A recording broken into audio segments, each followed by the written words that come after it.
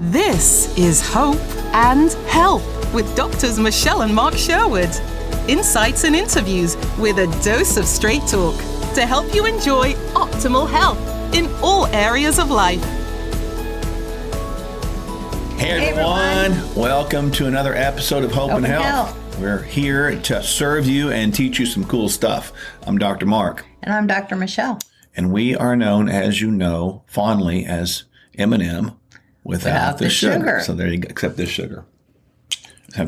We decided to have a little bit of a casual type of time with you tonight because we don't want to have formalities. You know, sometimes people can try to talk so much and be so smart that it kind of gets over your head a lot. So we don't want to do that, right? So we are continuing this series we call the Life Series, and really questions about life, the meaning of life, all of this stuff. How does life begin? And if you remember, a few weeks back, we actually began with the description of a cell, and the cell had three main parts. Remember what those were? Absolutely. It's the cell membrane, that which houses everything on the inside. Mm-hmm. Then it's the cytoplasm, or the goo, that separates the outside. Goo. The goo. Yeah, okay. The cytoplasm is kind of like a gluey gel type substance that has all the organelles in it, which do a lot of different really cool functions for the body. Yep. And between the cytoplasm, the cell membrane, the inner cell membrane is called the nucleus. And inside the nucleus, it's really cool. That area houses your DNA, your genetic material, deoxyribonucleic acid. You get half from your mom and half from your dad. So the cells really are the beginning of life, the smallest. They have everything in them to live. And part of the structure within the cytoplasm, there's a bunch of structures in there, but one of the structures that we focused on and really kind of pulled out after we went through all the different, kind of a briefing of all the different organelles in there, inside of the cell. And if you remember, the cells, actually they form proteins, which forms tissues, which forms organs, which forms organ systems, which makes the organism. But it all begins with this thing called the cell. And now, so the cell, we know that in that cytoplasm, remember there's a membrane, nucleus, and the cytoplasm, as my wife fondly referred to as the goo. There's an organelle in there, among other organelles. Yeah, no, that has, it's called the mitochondria. And the mitochondria is so extraordinary, we decided to pull it out separately and do a whole bunch of teaching on that as well. And so we kind of picked up on that a couple of weeks back, if you recall. And we talked about the idea of, what it all does. So as a reminder, we'll pick up right here very quickly. There are 5 functions of the mitochondria. And at the top of the list is ATP synthesis, which is the production of adenosine triphosphate. That's your body's cellular fuel. You have to have that in order to be alive. Without it, it's called rigor mortis. Also, muscles, your body, basal metabolic rate produces heat. This is called non-shivering thermogenesis, which is actually a form of metabolism. Then there's the ability of the mitochondria to maintain their own DNA. This is so cool that the mitochondrial DNA comes from your mother. That's right. Your dad didn't give you any of the mitochondria that lives inside that mitochondrion itself. Mitochondria also play a role in apoptosis, which is programmed cell death, or the ability for the cell to know when it's time to clean up what it needs to get rid of. Then there's the storage of this thing called calcium ions, which helps this mitochondrion keep a gradient across its membrane. And those are the 5 functions. And if you remember, we talked about, when we opened the discussion about the mitochondria, the 5 functions, we began with the idea of the ATP. And you'll remember this diagram. We won't go over this tonight, but basically this is looking at all of the different ways that our body uses fats, carbohydrates, and proteins. And, kind of just very briefly talk about stage 1, 2, and 3. Well, stage 1 is called digestion and assimilation. That's really the breakdown of what you eat as fuel, fats, carbohydrates, and proteins that you see there at the top of the slide. Those 3 things then are converted into a molecule called acetyl-CoA. Then that turns the crank of stage 2, called the citric acid cycle, that big circle that you see there in the middle. Then it then shuttles all those things down into what's called the electron transport chain, or stage 3, and that's where we have the production of energy. If you look through that slide, however, you're going to see how very nutrient dependent. You see carnitine, you see B1, B2, B5, lipoate, manganese, magnesium, coenzyme Q10. All of these nutrients are important for the formation of energy. That's important because without energy, the cell dies. If the cell dies, we die. So the energy of the cell, we got to have this ATP. And the reason we talked about that so much is because when I look at that graph, I see Kingdom Fuel written all over that. Mm-hmm. Kingdom Fuel is going to have the things necessary to help us go. And then Say that one more time. Kingdom what kind Fuel. Of fuel? Kingdom Fuel. You know, the thing that we developed for so long, and it's not out there now. Certainly, you want to have your Kingdom Fuel to fuel your mitochondria, right? And now to keep your mitochondria producing ATP so your cells will be functional. We also, last week, and we're just going to have a brief review of this, there were 3 types of that thing called thermogenesis, or the production of heat in the body. And if you remember, when we think about if we could produce more heat, that would give us the ability to burn more fat, wouldn't it? How cool is that? So there are 3 types of thermogenesis in the body, and just briefly, here they are. So number 1 is exercise-induced thermogenesis. We all know that when we exercise, our body creates heat, and heat is what really helps drive metabolism. Then there is non-exercise thermogenesis, and that is actually your body's basal metabolic rate at rest. Your muscles actually produce a certain amount of heat, and we got into that in depth the last time. Then there's diet-induced thermogenesis. When you eat certain things, your body actually has to break those things down through the process of digestion. And I always say, when you eat broccoli, it takes more calories to break broccoli down than there is calories in it. So we want to be very selective in what we choose as fuel so we can keep off that little extra spread around the midriff. So we need to exercise to produce mitochondrial thermogenesis. We know we need to do that. We know we need to be busy, move more, sit less, to produce mitochondrial thermogenesis. And this is like sitting's the new smoking kind of concept.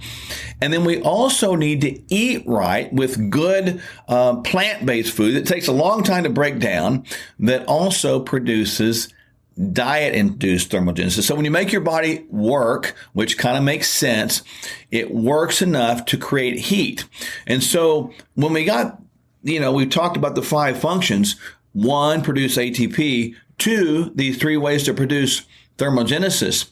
But 3, the mitochondria has to maintain its own, not the nucleus DNA, but its own DNA. How cool is that? Its own mitochondrial DNA is housed inside the mitochondria itself. It's independent of the cell, besides where the rest of your DNA is formed.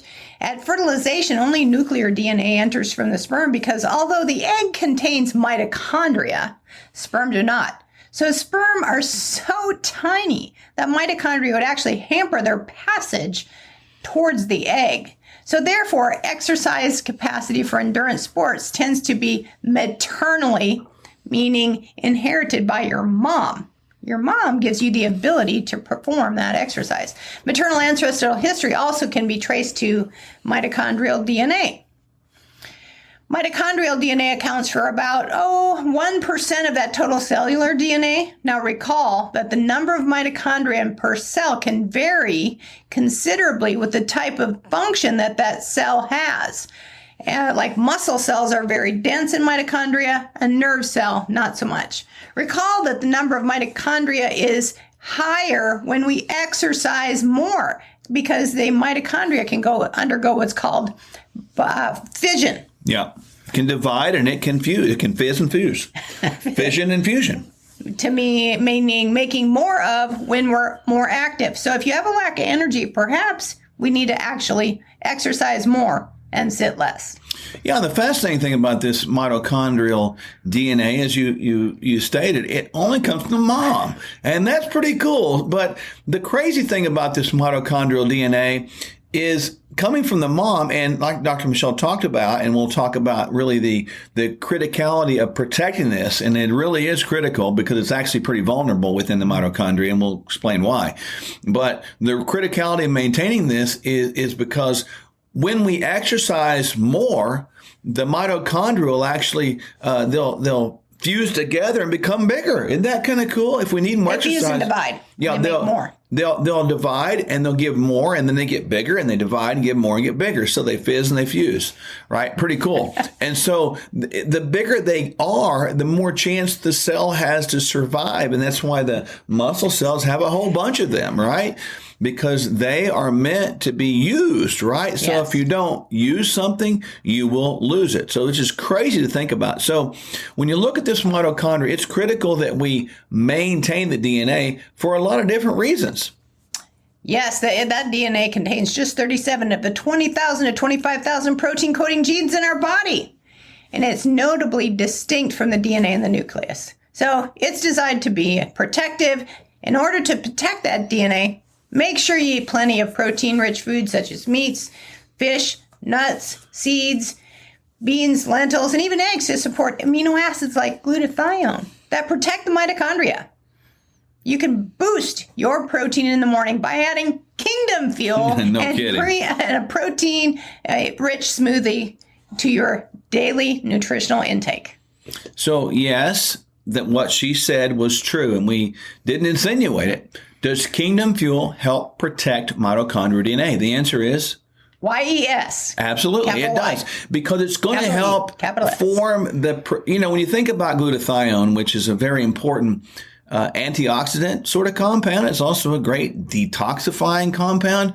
It's produced when we have plenty of the B vitamins and magnesiums and ATP. So the interesting thing is the production of ATP is critical to protect the ATP mitochondria. Pretty cool. So just think about that. Awesome. And, we'll be right back after these couple of messages from our wonderful sponsors, etc. And we hope you're enjoying our life series. Stay right with us. We'll be right back. Many people know about our clinic, but most don't realize we help patients around the globe reach their health goals. Deep down, you know there's got to be a way to get there, but you don't know where to start. Our starter plan is the first step. You'll get everything you need to experience a health transformation in 120 days. You'll start by resetting your health with a 2-week detox. Then you'll implement our proven anti-inflammatory food plan. On top of this, you'll get a 120-day supply of essential supplements, omega-3, and vitamin DK, as well as our homeopathic drops to accelerate your health goals. Go to Sherwood.tv now and use promo code HOPEHEALTH to receive this exclusive offer and save a total of $80. This is your path to more energy and better health.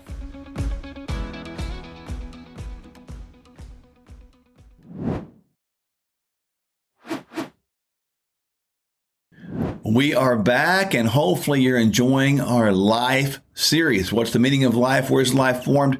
We began this many, many weeks ago talking about the cell. The cell had 3 different parts in it, which were The membrane, the cytoplasm that we call a goo, where all the other organelles are, and then the nucleus, where your genetic information is. And we went all through that. And within the cytoplasm or the goo, there are all kinds of little organelles inside of the cell. And one of the organelles that we're talking about the last couple of weeks has been the mitochondria. And we're talking about the DNA in the mitochondria, which only comes from your mom. And there's only 37 of the 20 to 25,000. And the crazy thing about this 37 is if they get damaged, they're not able to repair as efficiently. And with the mitochondria dies, the cell, which is dependent upon the mitochondria to produce energy for the cell will also die as well. So crazy. So the mitochondria has 5 functions, as we talked about starting last week,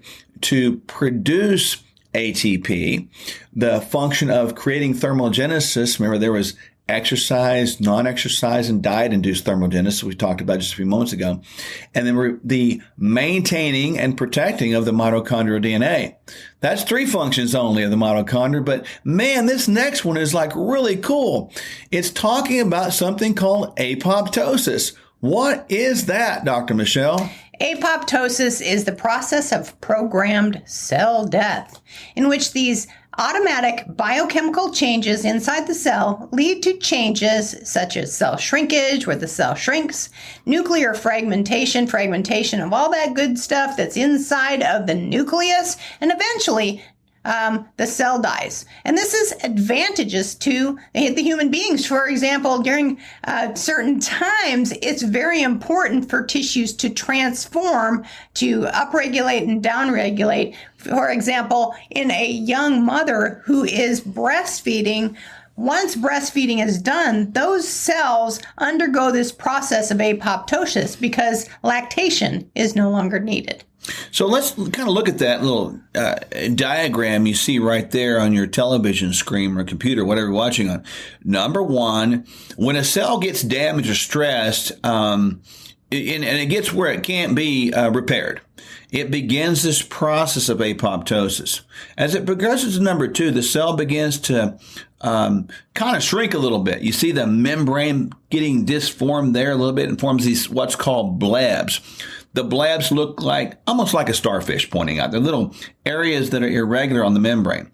So there's proteins that are activated to break down the cellular components. So there's proteins that are started within the cell to actually break it down. Moving to number three, the enzymes, which are made from proteins, break down the nucleus, and the cell begins to tell the whole body by emitting signals that we're going to break down. And so you get this macrophage that comes. Now, macrophage is kind of like Pac-Man. They want to come and eat things, right? Your body has a good way of eating and destroying things. Which, if we go to number four, when the cell breaks apart into several small pieces, these cell components are destroyed, and the nucleus is also destroyed. And then, as you see in five, the macrophages recognize these cell parts roaming around, and they grab them like Big Pac-Man, or maybe like a snowball that's heading downhill, grabbing them, and they remove them from the body.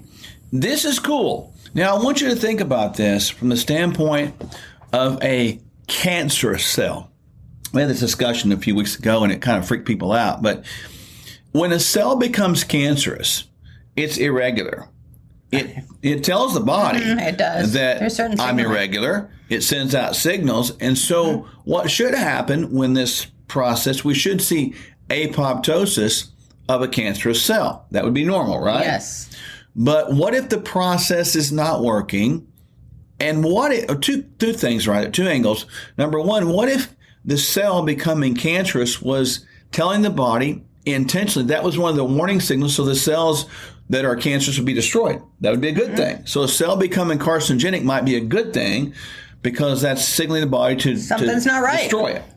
On the other hand, why wouldn't the apoptosis of the mitochondria be working? Why wouldn't it be working? It might not be working because we don't have enough nutrients in the cell to make the cell functional. The mitochondria is not working, the cell's not working, all the organelles are not working within the cytoplasm. Maybe because we haven't been treating it well. Maybe it's overburdened. Maybe it's undernutrition. Could be all those things. So you get the idea. We need to begin to think about things differently instead of like when a cell goes bad, that's bad. Maybe a cell going bad is part of the body's response because it has the ability to repair that or destroy it. So pretty cool how that works, right? Yes. It's amazing how miraculously, beautifully, and wonderfully made we are.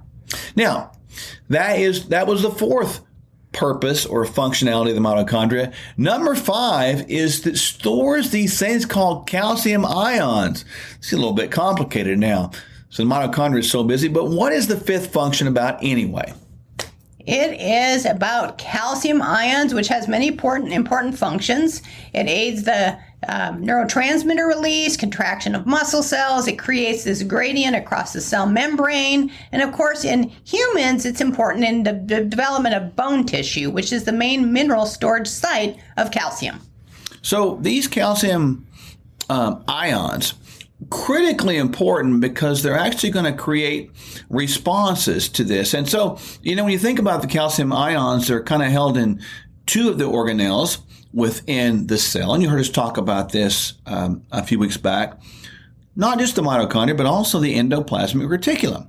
And remember, Dr. Michelle did a great presentation on that. So it's interesting because you want to think about these as sort of like creating balance within the cell. So when you have enough calcium ions, you have good balance, right? So balance in the cell is important. Balance in the mitochondria is important. And if we don't have that, we're going to have a huge problem. So now we've talked about the 5 functions of the mitochondria. Now let's have a very quick review to bring us up to present before we go into this next section called tissues, which we'll talk about next week. So I want to make sure you get this. We'll kind of introduce it this week because the different types and what the tissues do. But I want you to kind of get this. Here's a quick review for us right now. Again, cells are the basic unit of life.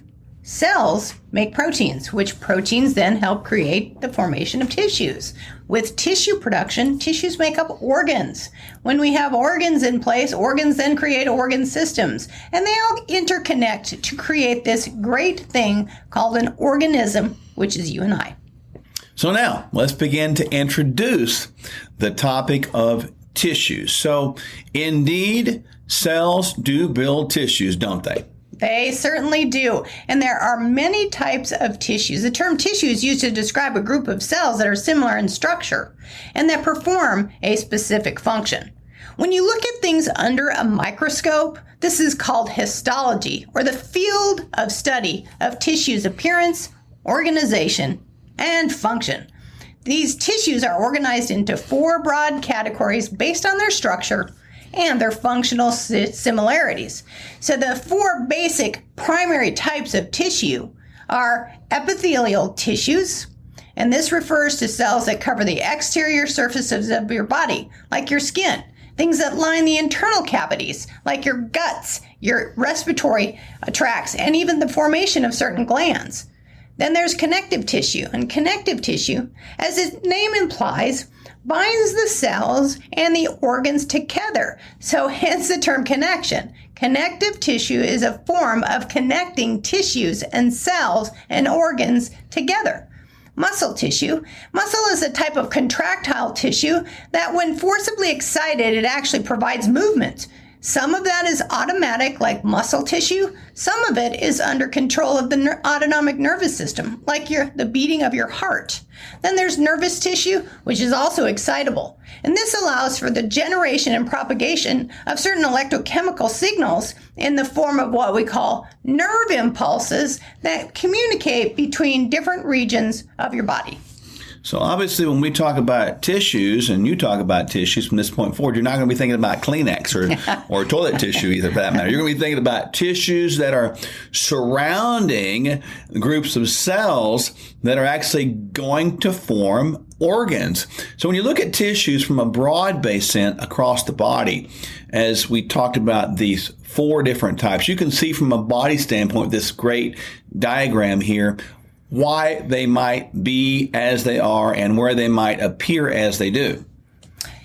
So as we talked about, you have 4 types of tissues. The outer layer of your skin is called the epidermis. The lining of your intestines is also a type of epithelial tissue. You've got tissue that lines your respiratory tract, another type of epithelial tissue. Things that line your abdominal cavity, that's another type of tissue, in your sweat glands. And on that slide there, you see the breakdown of 4 types of tissue up in the upper left: nervous tissue, brain, spinal cord, and nerves. To the right, muscle tissue, cardiac muscle, smooth muscle tissue, skeletal muscle. And on the lower right-hand corner, that connective tissue is fat, other soft tissue padding, bone, and tendons and ligaments. That's a lot of tissues. And it all makes up this human being, and we just think, boy, we live in a skin bag.